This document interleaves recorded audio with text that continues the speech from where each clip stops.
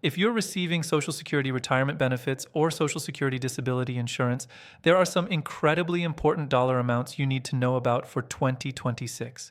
These numbers could mean the difference between keeping your full benefit or seeing significant reductions to your monthly payments. Today, I'm breaking down four critical income thresholds: $1,690, $2,400, $2,830, and $5,430. Each of these numbers applies to different groups of beneficiaries, and understanding which one affects you could save you from unexpected benefit cuts or even disqualification from the program entirely. We're talking about two major groups here. First, Social Security retirement beneficiaries, and yes, this includes spousal benefits as well. If you're collecting retirement benefits based on your own work record or your spouse's record, you need to pay close attention. Second, SSDI beneficiaries. That's Social Security Disability Insurance. Now, it's crucial to understand that SSDI is different from SSI, which is Supplemental Security Income. While they sound similar and people often confuse them, they're completely separate programs with different rules. What I'm discussing today applies specifically to SSDI recipients, not SSI. Combined, we're talking about tens of millions of Americans who need to understand these limits as we head into the new year. Let's start with the first critical number, $1,690 per month. If you're receiving SSDI benefits and you are classified as non-blind, this is your earnings limit for what the Social Security Administration calls substantial gainful activity, or SGA. Here's what this means in practical terms. You can earn up to $1,690 in gross earned income each month without jeopardizing your disability benefits. This is your safe zone. Stay below this threshold and your benefits remain untouched. But cross that line, and you're now engaging in substantial gainful activity according to Social Security's definition. Once you exceed this limit, several things can happen. Your benefits become at risk of reduction or garnishment. If you continue earning above this threshold for an extended period, you could lose your benefits entirely. You may even be removed from the SSDI program. The key word here is earned income. This means wages from employment or self-employment income. It doesn't include your disability benefit itself, but any other income you're actively working for counts toward this limit. Action step: if you're working part-time, planning to return to work, have a side business, or receive any form of salary or wages while on SSDI, write down this number immediately. Keep it somewhere visible. Check your income monthly to ensure you're staying compliant. The consequences of accidentally exceeding this threshold can be severe and take months to resolve. Now let's move to the second critical number, $2,400 per month. This applies to a specific group of Social Security retirement beneficiaries. You need to pay attention to this if you're currently receiving retirement benefits, you have not yet reached your full retirement age, FRA. You will not be reaching your full retirement age during 2026. Typically, this means you're somewhere between age 62 and approximately 66 or 67, depending on your birth year.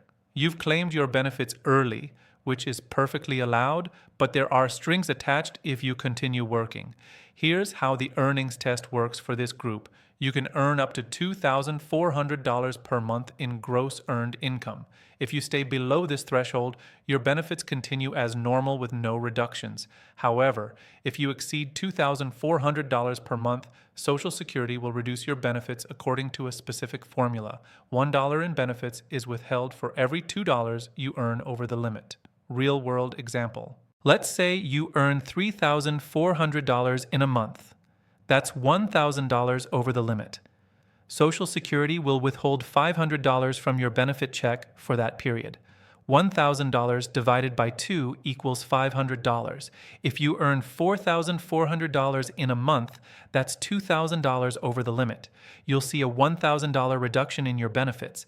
$2,000 divided by 2 equals $1,000. Now here's something important that many people don't realize. The money withheld isn't gone forever.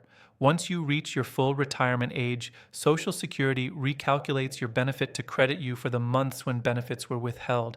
Your monthly benefit amount will increase slightly to account for this. However, in the short term, you'll definitely feel the impact of these reductions. Action step. If you're in this category and you're working or planning to work in 2026, Calculate your expected monthly earnings carefully. Consider whether the additional income is worth the temporary benefit reduction. Sometimes it makes financial sense to limit your hours to stay just under the threshold, while other times it's better to earn more, even with the penalty. The third important number is $2,830 per month. This applies specifically to individuals who are receiving SSDI benefits and are classified as blind according to Social Security Administration standards. The SSA recognizes that blind individuals may face different circumstances when it comes to employment, and they've set a higher substantial gainful activity threshold for this group. If you're a blind SSDI beneficiary, you can earn up to $2,830 per month in gross earned income without any impact on your disability benefits. That's significantly higher than the $1,690 limit for non-blind SSDI recipients, almost $1,150 more per month. However, the same principle applies. If you exceed this threshold, you're considered to be engaging in substantial gainful activity. Your benefits will then be subject to potential garnishment or reduction, possible suspension of benefits, risk of being removed from the SSDI program if the pattern continues. The Social Security Administration doesn't take exceeding these limits lightly. They understand that people's work situations can fluctuate, but consistent earnings above the SGA level indicate to them that you may no longer meet the disability criteria. Important note, the definition of blind for Social Security purposes has specific medical criteria. You need to have central visual acuity of 20/200 or less in your better eye with corrective lenses, or a visual field limitation in your better eye such that the widest diameter of the visual field subtends an angle of 20 degrees or less. Action step. If you're a blind SSDI beneficiary and you're working or considering employment, keep meticulous records of your monthly earnings. Report any changes to Social Security promptly. Being proactive and transparent with SSA can prevent overpayment situations that are difficult to resolve later. Now for the bonus number, and this one is quite generous, $5,430 per month. This applies to a very specific group, retirement beneficiaries who will reach their full retirement age during 2026. Here's how this works. In the months leading up to the month in which you actually turn your full retirement age, you can earn up to $5,430 per month without any benefit reduction. On an annual basis, that's $65,160 that you can earn before the month of your birthday. The key phrase here is the months leading up to. Once you actually reach your full retirement age, the earnings test disappears completely. You can earn unlimited income with absolutely no impact on your Social Security benefits. But in those months before you hit that milestone, this higher limit applies. Why is this limit so much higher? Social Security recognizes that people approaching full retirement age are often in their peak earning years and may still be working full-time. They've set this higher threshold to reduce the penalty for those who are very close to full retirement age. What happens if you exceed it? If you do earn more than $5,430 in any month before reaching full retirement age, your benefits will be reduced, but at a better rate than the earlier threshold. $1 in benefits is withheld for every $3 you earn over the limit. Real-world example. Let's say you earn $6,330 in February 2026, and you'll turn your full retirement age in July 2026. That's $900 over the $5,430 limit. Your benefit reduction would be $300. $900 divided by 3 equals $300. If you earned $8,430 in March, that's $3,000 over the limit. You'd see a $1,000 reduction to your benefit. $3,000 divided by 3 equals $1,000. Special consideration: Social Security calculates this on a monthly basis until you reach FRA. They don't look at your total annual earnings and average them out. Each month stands alone. So if you have some high earning months and some low earning months before your birthday, they'll apply the formula month by month. Action step. If you're turning your full retirement age in 2026, mark your calendar clearly. Know exactly which month you'll hit FRA. In the months before, track your income carefully. Once you hit FRA, celebrate. You're free from earnings restrictions forever. These earnings limits exist because Social Security retirement benefits are designed as partial income replacement for people who have reduced or stopped working. When you continue to earn substantial income, Social Security sees this as an indication that you don't need the full benefit yet. For SSDI beneficiaries, the logic is different. Disability benefits are meant for people who cannot engage in substantial gainful activity due to their medical conditions. Earning above the SGA threshold suggests to Social Security that you may have recovered enough to work, or that your disability may not be as limiting as initially determined. What counts as earned income? This is crucial to understand. Earned income includes wages from employment, net earnings from self-employment, certain royalties and honoraria, sheltered workshop payments for people with disabilities. What does not count as earned income? Your Social Security benefits themselves, investment income, interest, dividends, capital gains, pension payments, annuities, rental income in most cases, gifts or inheritance.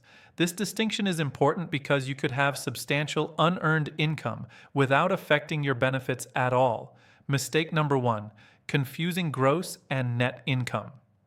These limits apply to gross earned income. That's your income before taxes and other deductions. Don't make the mistake of thinking it's your take-home pay. Mistake number 2, not reporting income changes. If you start working or your income increases, report it to Social Security immediately. If you receive benefits you're not entitled to, you'll have to pay them back, and the process is painful. Mistake number 3, assuming all income counts equally. Remember, only earned income affects these limits. Investment income, rental income, and other passive income sources typically don't count. Mistake number 4, not keeping records. Keep detailed records of your monthly earnings, especially if you're close to any of these thresholds. If there's ever a question or dispute, documentation is your best friend. Mistake number 5, stopping work entirely when you don't have to. Many people who could safely earn up to these limits choose not to work at all because they're afraid of losing benefits. Understanding these thresholds means you can maximize your total income while staying compliant. If you're approaching one of these thresholds, consider these strategies. For retirement beneficiaries, if possible, delay claiming benefits until full retirement age if you plan to keep working. This avoids the earnings test entirely and results in a higher monthly benefit for life. For SSDI beneficiaries, take advantage of work incentives like the Trial Work Period, TWP, which allows you to test your ability to work for at least 9 months without affecting your benefits. During the TWP, there's no earnings limit. For everyone, consider timing. If you have control over when you receive bonuses or large payments, think about which months make the most sense to minimize benefit reductions. Social Security adjusts these thresholds annually based on national wage trends. The 2026 limits represent increases from 2025, reflecting wage growth across the economy. These adjustments help ensure the limits stay relevant as the cost of living and wage levels change. Understanding these limits empowers you to make informed decisions about work, retirement timing, and benefit claiming strategies. Too many people make costly mistakes simply because they don't know these rules exist. The bottom line is this: if you're receiving Social Security benefits of any kind and you have any earned income, you need to know which threshold applies to you. Write it down, track it monthly, and stay on the right side of the line. The difference could mean thousands of dollars in benefits over the course of a year. Social Security rules are complex, and they change every year. These 4 income thresholds, $1,690, $2,400, $2,830, and $5,430, represent crucial information for 2026 that could significantly impact your financial situation. My goal here is to help you maximize your benefits, keep as much money as possible, and avoid the painful process of benefit recalculation and overpayment recovery. Knowledge is power when it comes to Social Security, and now you have the knowledge you need to navigate 2026 successfully. Take action today.